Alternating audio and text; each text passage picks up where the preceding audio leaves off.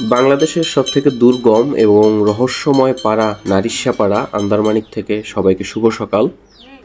মোটামুটি সকাল 6টা বাজে, তবে পাহাড়ের সবাই এখন জাগ্রত। চারপাশের তাপমাত্রা যথেষ্ট কম এবং পাহাড়ের একটা উপত্যকায় পাড়াটি হওয়ায় এখানে টেম্পারেচার আরও অনেক বেশি কম। একদম হাড় জমানো এই ঠান্ডায় আগুনই একমাত্র ভরসা। তাই পাহাড়ের সব মানুষজন এবং আমরা যারা আছি সবাই আগুনের কাছাকাছি অবস্থান করছিলাম। এমনকি এখানকার পোষা প্রাণী এবং গৃহপালিত পশু পাখিরাও একই কাজ করছিল। এখানকার আদিবাসীদের ভাষা আমাদের বোধগম্য না হলেও অনেকটা আকার ইঙ্গিত এবং ইশারায় চলছিল আমাদের আচরণ এবং কথাবার্তা। সারা রাত এই সিঁড়ি বন্ধ ছিল।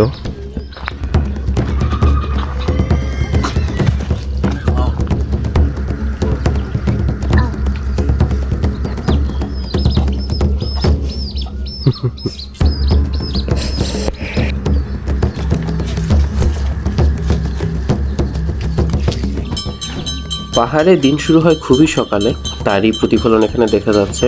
সকাল 6টা বাজতে না বাজতে এখানে সবাই তার যার যার কাজে ব্যস্ত হয়ে গিয়েছে। আন্দারমানিকের অবস্থান এতই গহীনে যে এখানে এখনও আধুনিক মেশিনের ছোঁয়া পায়নি মানুষজন।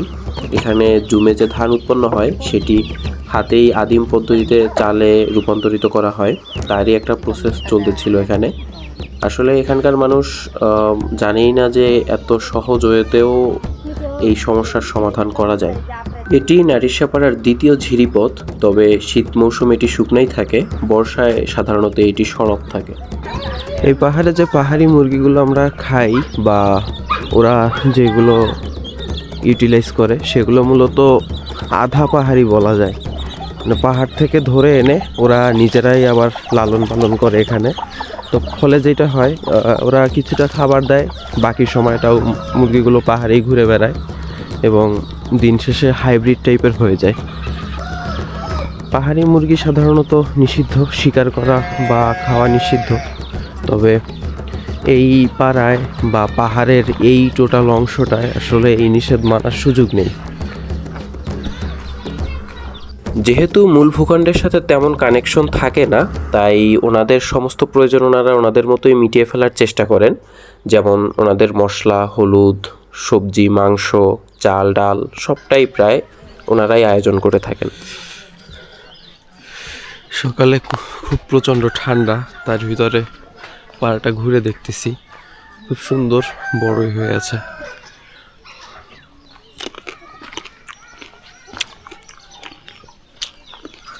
আমি মোটামুটি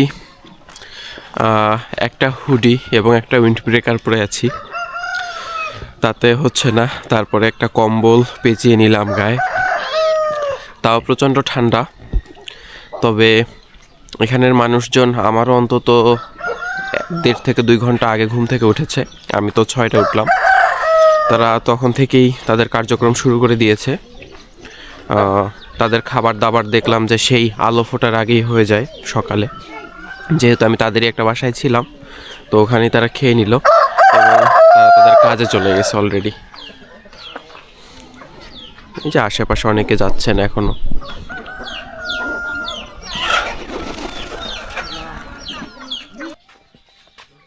এখানকার সব সবজি বা ফসলের সাথে আমরা হয়তো ওভাবে পরিচিত না, তবে ওনাদের কাছে এগুলো খুবই উপাদেয়।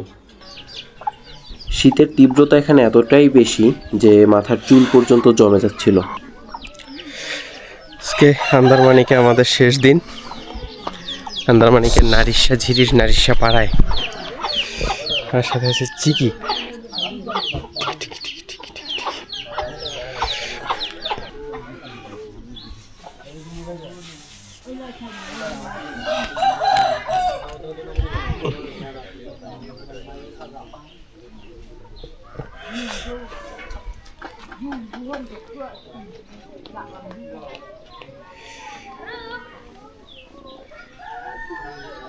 আন্দারমানিকে সুন্দর অনেক কিছুই দেখেছি, তবে সব থেকে বেশি বন্ডিং তৈরি হয়েছে এই চিকির সাথে। চিকিকে কোনোভাবে নিয়ে যাইতে পারলে ভালো হতো, তবে মেবি সেটা সম্ভব হবে না, রেখেই যেতে হবে। মিউ মিউ, তুমি যাবা? চিটাং যাবা? Mu mu.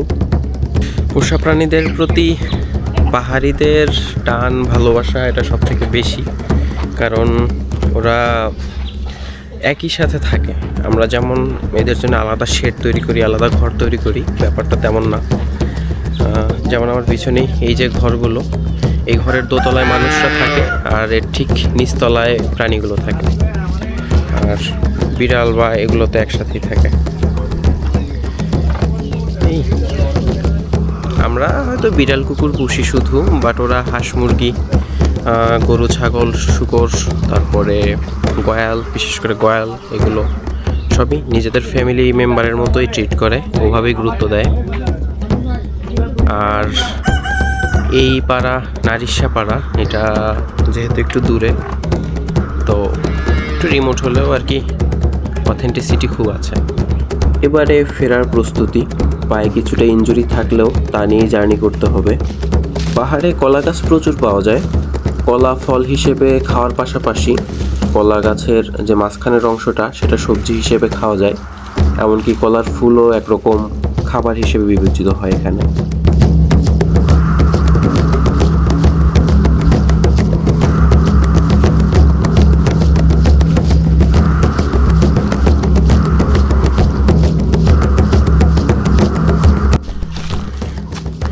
আমি সাধারণত অফ ট্রেলগুলোতে চেষ্টা করি টিম থেকে একটু সামনে বা একটু পেছনে যাওয়ার। এর একটা বড় কারণ, নেচারটাকে খুব নিজের মতো করে পাওয়া যায়। সাধারণত আমাদের যে টেন্ডেন্সিটা থাকে, আমরা খুব লাউড স্পিকারে গান বাজিয়ে বাজিয়ে আগাই। তো সেক্ষেত্রে যেটা হয়, প্রকৃতির যে একটা নিজস্ব শব্দ থাকে, একটা সাউন্ড থাকে, এই যে পাখি ডাকতিছে, বাতাসের কারণে গাছপালা একটার সাথে একটা লেগে যে শব্দটা হচ্ছে, এই ন্যাচারাল সাউন্ড আর পাওয়া যাচ্ছে না। বাট যখন একা হাঁটি, একা একা মুভ করি, তখন এটা পুরোপুরি পাওয়া যায়। এবং এইরকম একটা রিমোট জঙ্গলে, একটা নিরেট পথে, এটা খুবই ভাল লাগে। অন্য কোনো সাউন্ড দূষণ নাই। একটা অদ্ভুত ব্যাপার, আমি বিগত 4 দিন কোনো ইঞ্জিনের শব্দ শুনিনি, একটা সিঙ্গেল ইঞ্জিনের শব্দ আমি শুনিনি। শুধু ফোনের মিউজিক বাদে কোনো যন্ত্রের তৈরি শব্দ পাইনি। এটা অন্যরকম ব্যাপার।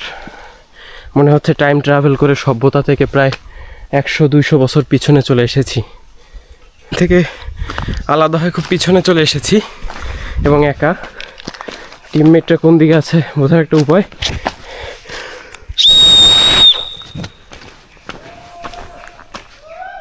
ওকে, পেয়ে গেছি এদের দিকে। ভাইয়ের ইউনিক চুলা।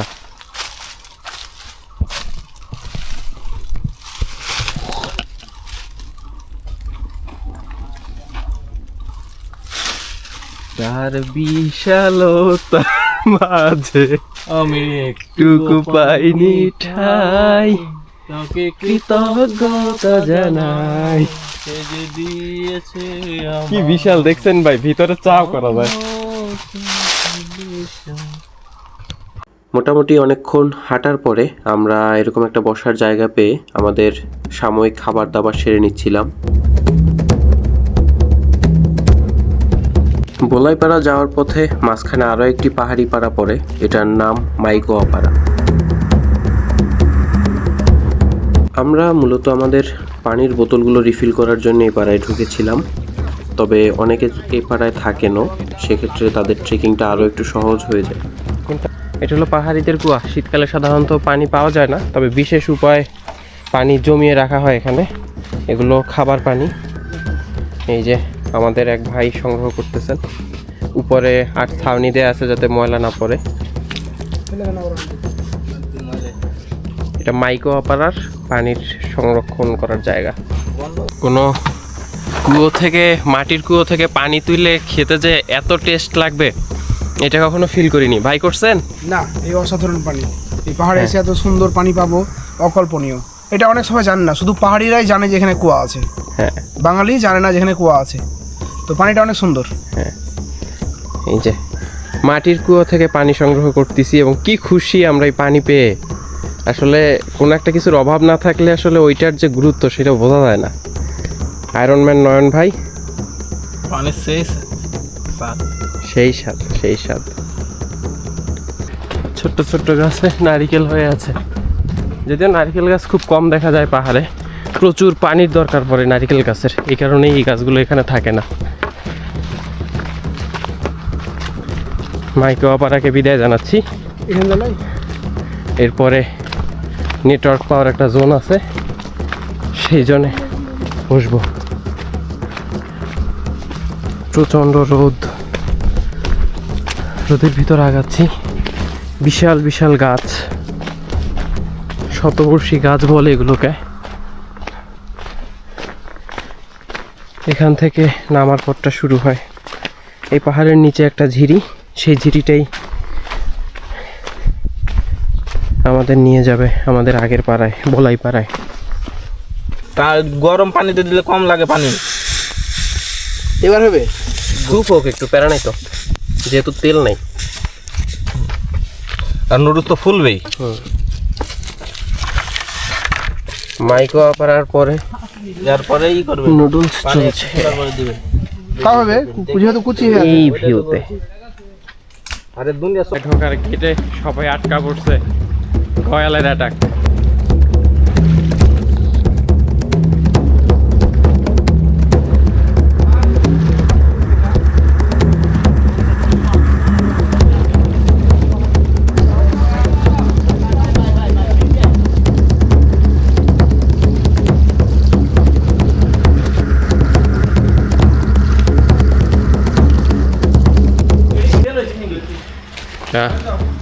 পাহাড়ি প্রাণী গয়াল, আর প্রথমে আমরা যখন এদের এখন চাষাবাদ হয় পাহাড়ি পাড়াগুলোতে। তোমাকে একটু ধরতে পারি? দেখতে দানবাকৃতির এইসব প্রাণী কিন্তু খুবই পোষমানা প্রাণী, একদম কুকুর বিড়ালের মতো। এরাও খুব আদর নিতে পছন্দ করে। এদের সাথে কিছুটা সময় কাটাতে কাটাতেই আমাদের বেলা আরও এগিয়ে গেল এবং সময় হয়ে গেল আমাদের পাড়ায় পৌঁছানোর, কারণ পাহাড়ে খুব দ্রুত রাত নেমে যায়। বলাইপাড়াতে পৌঁছতে পৌঁছতে আমাদের মোটামুটি সন্ধ্যা হয়ে যায়। তবে পৌঁছে দেখি এখানে আমাদের আয়োজনে একটা পাহাড়ি ছাগলের আয়োজন করা হয়েছে, এবং এই উৎসব মুখর পরিবেশ দেখে এবং কয়েকদিন পরে একটু ভালো খাবার দাবারের আয়োজন দেখে আমাদের আসলে সমস্ত ক্লান্তি চলে গিয়েছিল। আমরা সবাই হাতে হাতে কাজ করছিলাম যাতে এই উৎসবটা ভাগাভাগি করে নেওয়া যায়, আনন্দটা ভাগাভাগি করা যায় নিজেদের ভিতরে।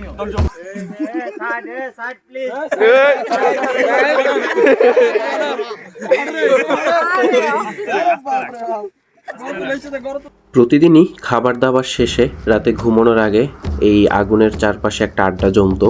এই আড্ডাগুলো আমার কাছে খুবই স্মরণীয় থাকবে, কারণ বহু দিন পরে আমরা সাধারণত এরকম একটা রাত পাই যেখানে আমরা আসলে আমাদের মোবাইল বা স্ক্রিনের বাইরে গিয়ে কথা বলে আড্ডা দিয়ে কিছুটা সময় পার করি এবং সম্পূর্ণ লাইট দূষণ মুক্ত একটা আকাশ দেখতে পাই।